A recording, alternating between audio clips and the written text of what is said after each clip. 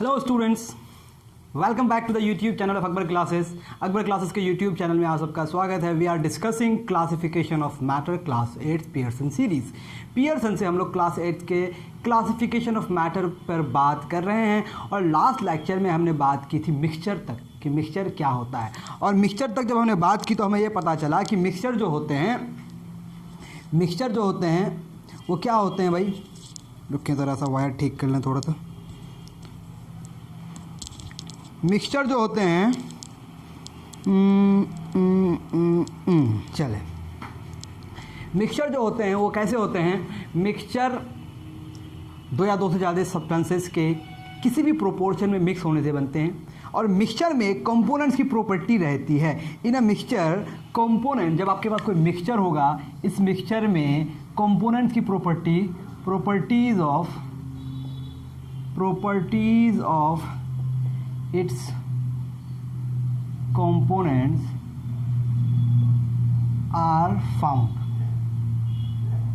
समझ में आ रही है? Properties of its components are found. Mixture में उनकी कंपोनेंट्स की प्रॉपर्टी मिल जाती है, उनकी कंपोनेंट्स की प्रॉपर्टी मौजूद रहती है, पाई जाती है। तो जब उनकी कंपोनेंट्स की प्रॉपर्टी मौजूद रहती है तो उनके कंपोनेंट्स को अगर अलग करेंगे तो उसके कंपोनेंट्स को अलग करने पर उस पर्टिकुलर कंपोनेंट में जो प्रॉपर्टी है उस प्रॉपर्टी का हम लोग यूज़ कर सकते हैं। तो इसीलिए हम लोग क्या करते हैं, मिक्सचर को सेपरेट करते हैं। Why do we need to separate mixture? ताकि हम उसमें पाए जाने वाले कंपोनेंट्स की प्रॉपर्टी के बेसिस पे उसको यूज़ कर सकें। समझ में आ रही बात? तो हमारा मकसद क्या होता है सेपरेशन का? So that we can use them separately. Why do we separate, है ना? क्यों सेपरेट करते हैं? So that we can use the individual component separately. यही ना मकसद होगा हमारा, ताकि हम क्या कर सकें, इंडिविजुअल कंपोनेंट को सेपरेटली इस्तेमाल कर सकें। ये हमारा मकसद होगा। क्यों सेपरेटली इस्तेमाल कर सकते हैं? क्योंकि उसके कंपोनेंट्स की प्रॉपर्टी उसमें पाई जाती है, कंपोनेंट्स की प्रॉपर्टी उसमें पाई जाती है। इसीलिए हम लोग मिक्सचर के कंपोनेंट्स को सेपरेट करते हैं। अब हमें क्या चेक करना, बिफोर सेपरेशन प्रोसेस हमें क्या चेक करना, हमें देखना है कि कौन कौन से फिजिकल प्रॉपर्टीज उनके कंपोनेंट्स के उसमें पाए जाते हैं। तो जो हमारे पास, जब हम कोई भी सेपरेशन प्रोसेस हम लोग लाएंगे, ठीक है, हम लोग सेपरेशन करेंगे तो कोई एक प्रोसेस करेंगे। जाहिर सी बात है, मिक्सचर का formation is a physical change, तो सेपरेशन ऑफ मिक्सचर भी क्या होगा, एक फिजिकल चेंज होगा। रिमेंबर दिस, फिजिकल चेंज होगा। फिजिकल, इस बात में कोई दो राय नहीं है कि formation of mixture, if formation of mixture is a chemical physical change, that it's separation will be definitely physical change. तो इसमें फिजिकल चेंजेस जो होंगे तो हमें कुछ फिजिकल प्रॉपर्टी जाननी पड़ेगी। कौन कौन सी फिजिकल प्रॉपर्टीज़ हैं जो ज़्यादातर मटेरियल में पाए जाते हैं? तो उन फिजिकल प्रॉपर्टीज़ को आप देखेंगे तो आप देखेंगे फिजिकल स्टेट सबसे पहले। समझ में आ रही बात? What do you check before separation? आप क्या चेक करते हैं?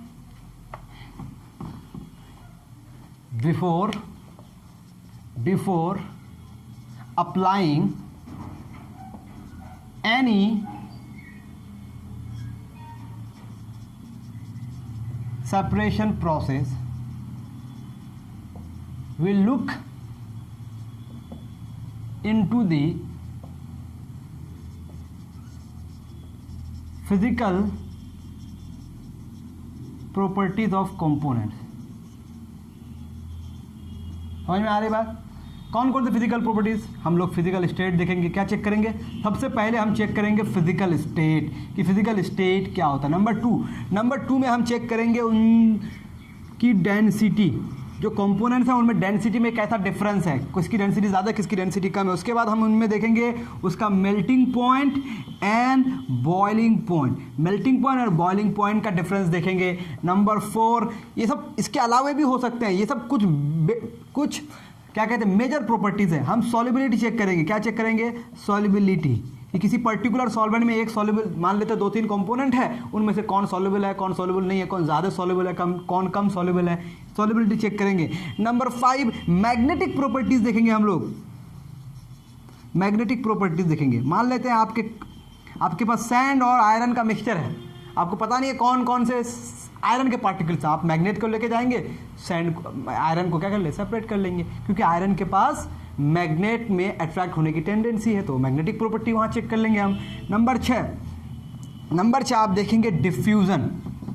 क्या देखेंगे? डिफ्यूज़न।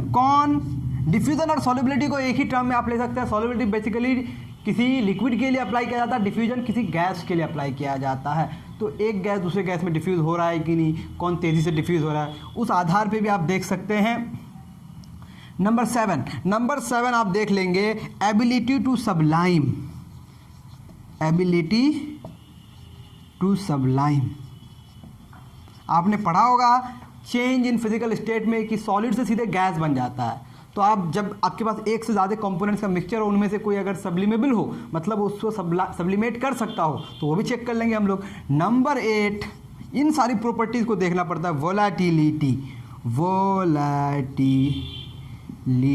यानी कि वेपर स्टेट में कौन कौन सा कन्वर्ट हो सकता है, कौन वेपर स्टेट में कन्वर्ट हो सकता है, कौन वेपर स्टेट में कन्वर्ट नहीं हो सकता है। सबसे पहले हम क्या देखेंगे, what we look at first, सबसे पहले हम लोग फिजिकल स्टेट को देखेंगे, उसके आधार पे हम लोग फिर डेंसिटी चेक करेंगे, होगा तो मेल्टिंग पॉइंट चेक करेंगे, होगा तो सॉल्युबिलिटी चेक करेंगे, होगा तो मैग्नेटिक प्रॉपर्टीज चेक करेंगे, होगा तो डिफ्यूजन चेक करेंगे, रेट उसका ability to sublime and volatility. ये कुछ मेजर प्रॉपर्टीज़ है जो आपके बुक में दिए गए। इन्हीं प्रॉपर्टीज़ के आधार पे आप कोई सेपरेशन प्रोसेस को यूज़ करेंगे। आप किसी सेपरेशन प्रोसेस को अप्लाई करने से पहले इन प्रॉपर्टीज़ को देखेंगे।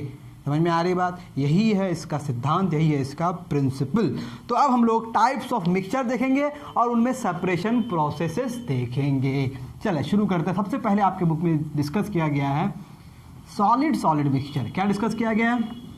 Solid mixture. ध्यान रहे हम लोग 2 पार्ट में सेपरेशन को पूरा का पूरा पढ़ेंगे। देखते हैं आज पहला पार्ट में कितना पढ़ पाते हैं, हो सकता है दूसरा पार्ट लंबा हो जाए। Separation of solid mixture. पहले हम लोग क्या पढ़ेंगे? सेपरेशन ऑफ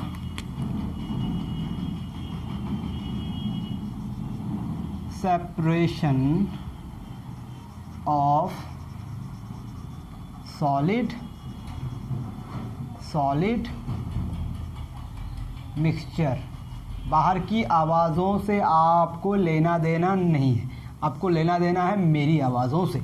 बस मेरी बात आपके कानों तक जा रही है, दैट्स इनफ फॉर यू।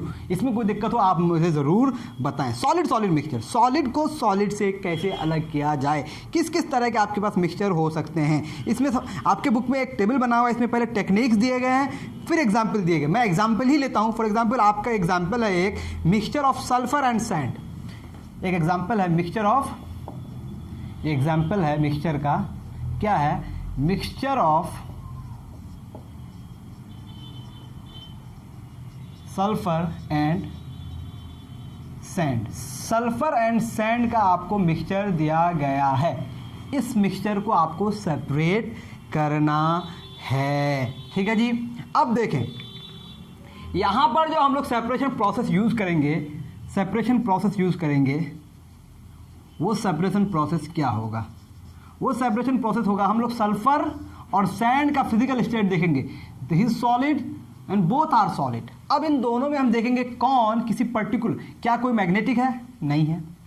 इन दोनों में सैंड वाटर सॉल्युबल है, सल्फर वाटर सॉल्युबल है, दोनों ही वाटर सॉल्युबल नहीं है। Both are not water soluble, दोनों ही वाटर सॉल्युबल नहीं है। लेकिन सल्फर जो है एक स्पेशल सॉल्वेंट में डिसॉल्व हो जाता है जिसका नाम है कार्बन डाइसल्फाइड, लेकिन सैंड उसमें डिसॉल्व नहीं होता है। यानी कि आप इसमें क्या करेंगे? सॉल्वेंट एक्सट्रैक्शन प्रोसेस का नाम क्या हो जाएगा? सेपरेशन प्रोसेस का नाम हो जाएगा सॉल्वेंट एक्सट्रैक्शन। क्यों सॉल्वेंट एक्सट्रैक्शन क्यों यूज किए? व्हाई? इसका आंसर क्या होगा?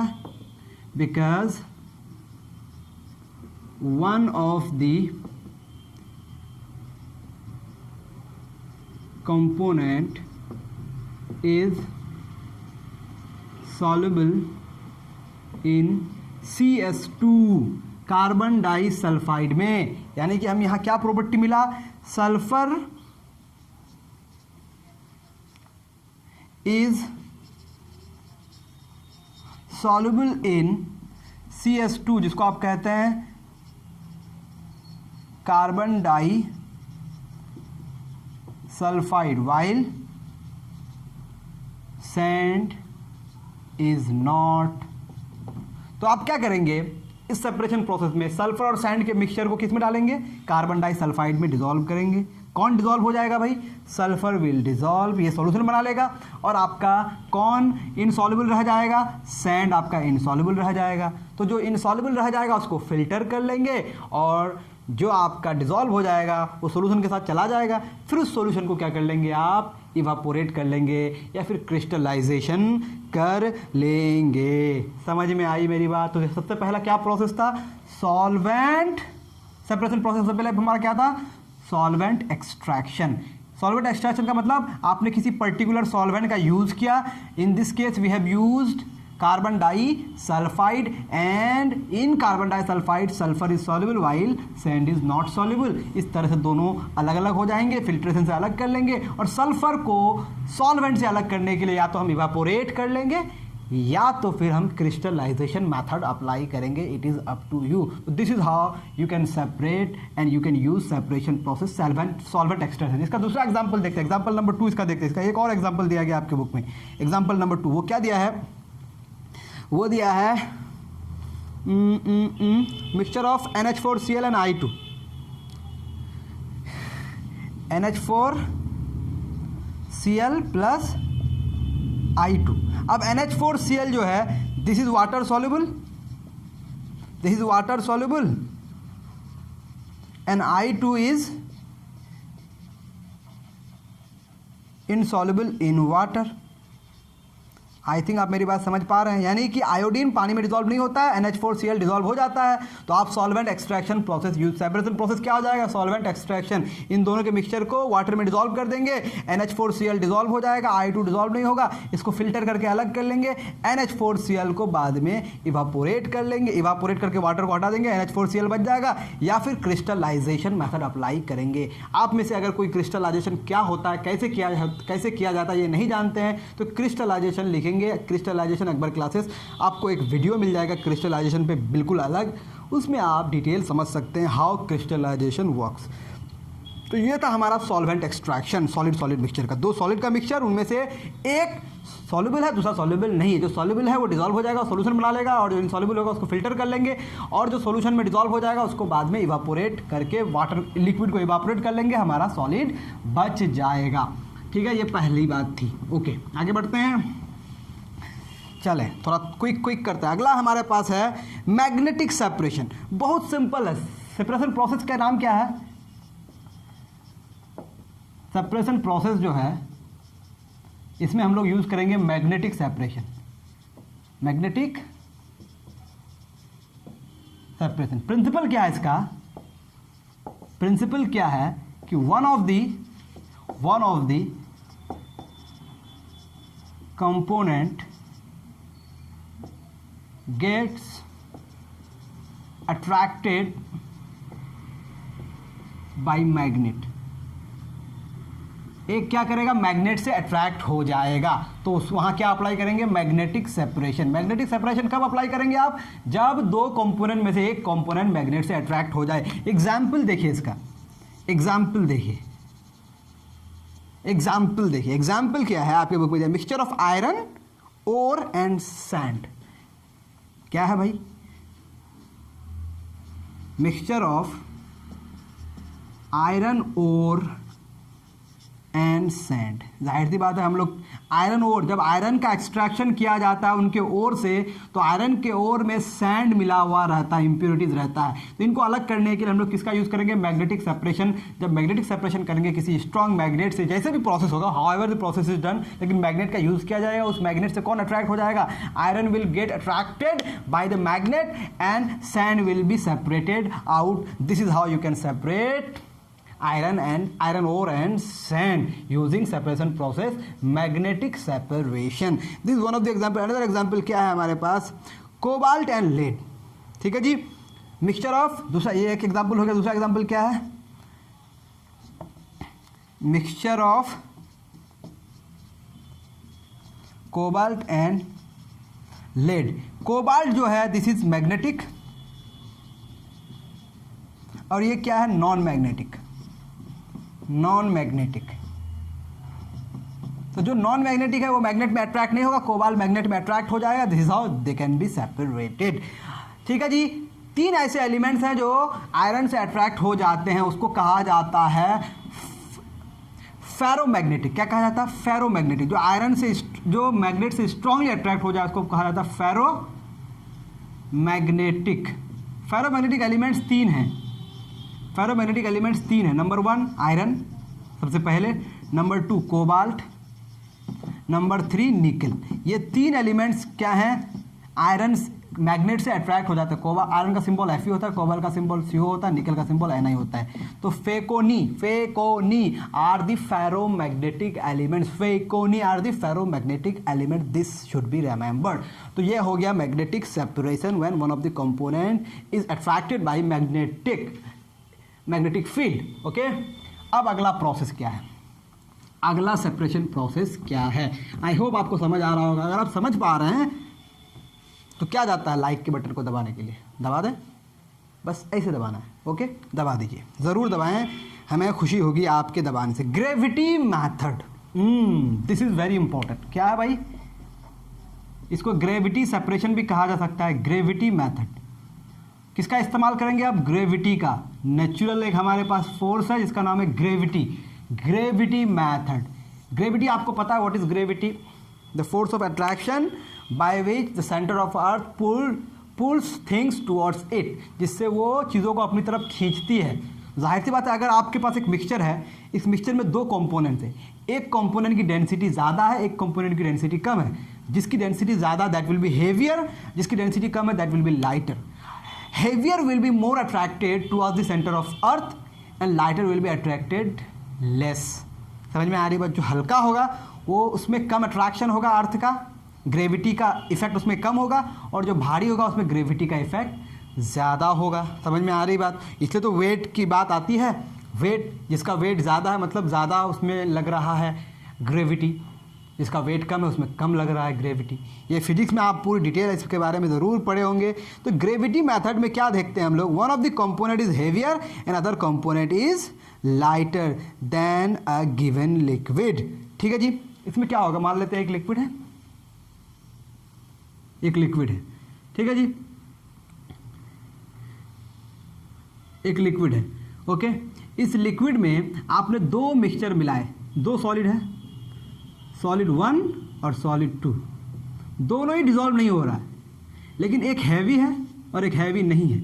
जो हैवी है वो नीचे जाके बैठ जाएगा, हैवी वाला नीचे बैठ जाएगा, और जो लाइट है वो ऊपर सस्पेंडेड रह जाएगा। समझ पा रहे हैं मेरी बात? तो this is how you can do this.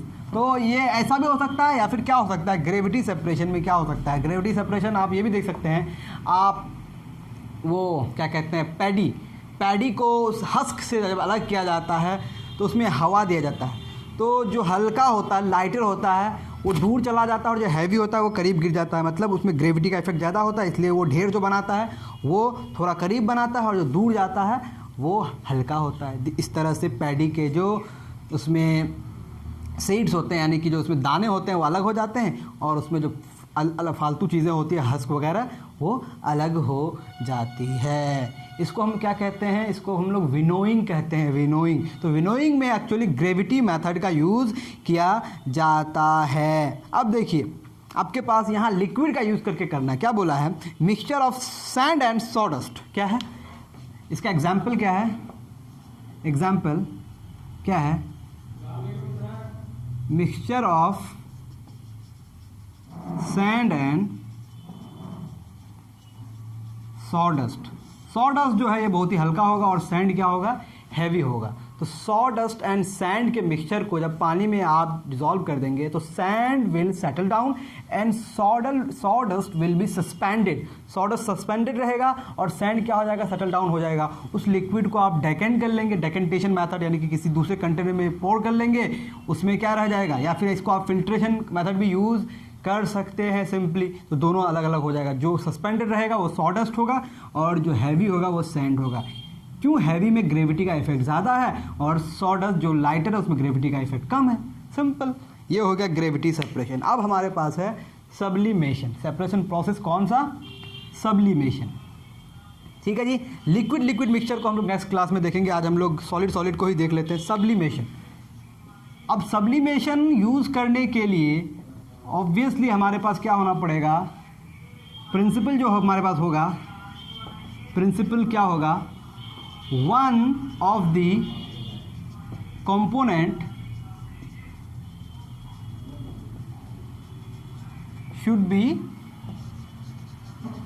Sublimable. एक कंपोनेंट क्या होना चाहिए, सब्लिमेबल होना चाहिए। दो कंपोनेंट आपके पास हैं, दोनों में से एक को सब्लिमेबल होना चाहिए। ओके, फॉर एग्जांपल आपके पास मिक्सचर है किसका, I2 का और सैंड का। एग्जांपल आप क्या देख रहे हैं, आपने आयोडीन प्लस सैंड का मिक्सचर है। तो आयोडीन और सैंड में आयोडीन क्या है, सब्लिमेबल है, और सैंड क्या है, नॉन सब्लिमेबल है। तो इस मिक्सचर को जब आप हीट करेंगे, मान लेते हैं आपने इस कंटेनर में यहाँ मिक्सचर रखा हुआ है, यहाँ मिक्सचर रखा हुआ है, यहाँ पे आपने एक कॉटन लगा दिया भिगो के, यहाँ पे आपका कॉटन है, इसको आप नीचे से गर्म करेंगे तो आपका जो आयोडीन है, आयोडीन यहाँ पे आके आयोडीन चिपक जाएगा और नीचे कंटेनर में क्या रह जाएगा, सैंड रह जाएगा। This is how you can separate iodine from sand. Why? Because iodine is sublimable. Another example given in your book, क्या है, mixture of NH4Cl and sand. NH4Cl है, सेम प्रोसेस करेंगे, NH4Cl प्लस सैंड। तो NH4Cl जो है this is sublimable and sand is not sublimable. तो फिर इसी तरह से आप किसी कंटेनर में ऊपर आप से कंटेनर को बंद कर देंगे किसी कॉटन से, जो मॉइस्चर जिसमें हो, ताकि उसको ठंडा करके फिर से सॉलिडिफाई कर दे। तो एक को सब्लिमेबल होना ज़रूरी है, तभी आप सब्लिमेशन प्रोसेस यूज़ कर सकते हैं। अब हमारे पास आता है फ्रैक्शनल क्रिस्टलाइजेशन। क्रिस्टलाइजेशन क्या है, इसके लिए मैं आपको सजेस्ट कर रहा हूँ, please watch our video given in uploaded in our YouTube channel. जो हमारे यूट्यूब चैनल पे अपलोडेड है उसको आप देखिए। क्रिस्टलाइजेशन को यहाँ पे है फ्रैक्शनल क्रिस्टलाइजेशन। क्या है, फ्रैक्शनल क्रिस्टलाइजेशन। प्रोसेस क्या है, फ्रैक्शनल क्रिस्टलाइजेशन। क्रिस्टलाइजेशन नहीं, फ्रैक्शनल क्रिस्टलाइजेशन, यानी कि एक से ज़्यादा कंपोनेंट्स को एक ही लिक्विड से अलग अलग टेम्परेचर में क्रिस्टल बनाना। तो यहाँ पर क्या होगा, सॉल्युबिलिटी में डिफरेंस होगा। प्रिंसिपल क्या होगा, प्रिंसिपल क्या देखेंगे, difference in solubilities in the same solvent। Same solvent में सॉल्युबिलिटीज का डिफरेंस, एक ही सॉल्वेंट में, तो अलग अलग टेम्परेचर में अलग अलग सॉल्यूट का क्या बनेगा, क्रिस्टल बनेगा। फॉर एग्जाम्पल आपने KNO3 और NaCl का मिक्सचर लिया। ओके, अब KNO3 है, NaCl है। KNO3 और NaCl, इन दोनों में से जो आपका KNO3 है, this is more soluble and this is less soluble. इन दोनों को आपने पानी में डिसॉल्व कर दिया, क्रिस्टलाइजेशन प्रोसेस शुरू किया। जो कम सॉल्युबल है वो पहले क्रिस्टल बन जाएगा, it will form crystal first and later on crystals will be form of KNO3। यानी कि इन दोनों के मिक्सचर को सेपरेट करने के लिए आप क्या करेंगे, फ्रैक्शनल क्रिस्टलाइजेशन। पहले यानी कि लोअर हायर टेम्परेचर में कौन क्रिस्टल बनाएगा, NaCl, और उससे लोअर टेम्परेचर में कौन बनाएगा, KNO3, क्योंकि ये ज़्यादा सॉल्युबल है तो ये ज़्यादा देर तक घुल के रह सकता है। ये कम सॉल्युबल है इसलिए पहले ही क्रिस्टल बनना शुरू हो जाएगा और ये बाद में क्रिस्टल बनेगा। तो अलग अलग फ्रैक्शन में क्रिस्टल बनने लगेंगे। This is called fractional crystallisation. I hope you have enjoyed this lecture. अगर आपको कोई दिक्कत आई यहाँ तक सॉलिड मिक्सचर में तो प्लीज़ कमेंट सेक्शन में ज़रूर बताएं। नेक्स्ट लेक्चर में हम लोग लिक्विड मिक्सचर को डिस्कस करेंगे और कुछ और भी सेपरेशन प्रोसेस को डिटेल में क्विक हम लोग ख़त्म करने की कोशिश करेंगे। यानी कि जो नेक्स्ट लेक्चर होगा that will be our last lecture और चैप्टर यहाँ तक ख़त्म हो जाएगा। आप क्वेश्चन ज़रूर बनाएं, क्वेश्चन बनाते हैं, क्वेश्चन बनाएंगे कॉन्सेप्ट क्लियर रहेगा, क्वेश्चन नहीं बनाएंगे कॉन्सेप्ट क्लियर नहीं हो पाएगा। तो बहुत ही हार्ड मेहनत कीजिए, एकदम सख्त मेहनत करें आप, ताकि आप क्वेश्चन बना पाएँ। ओके, बहुत दिक्कत हो तो आप कमेंट सेक्शन में सवाल पूछ लिया करें, हो सकता है हमारा मन कर जाए तो हम क्वेश्चन आंसर पर भी सेशन कर दें। Thank you very much for joining us. Please subscribe to Akbar classes YouTube channel.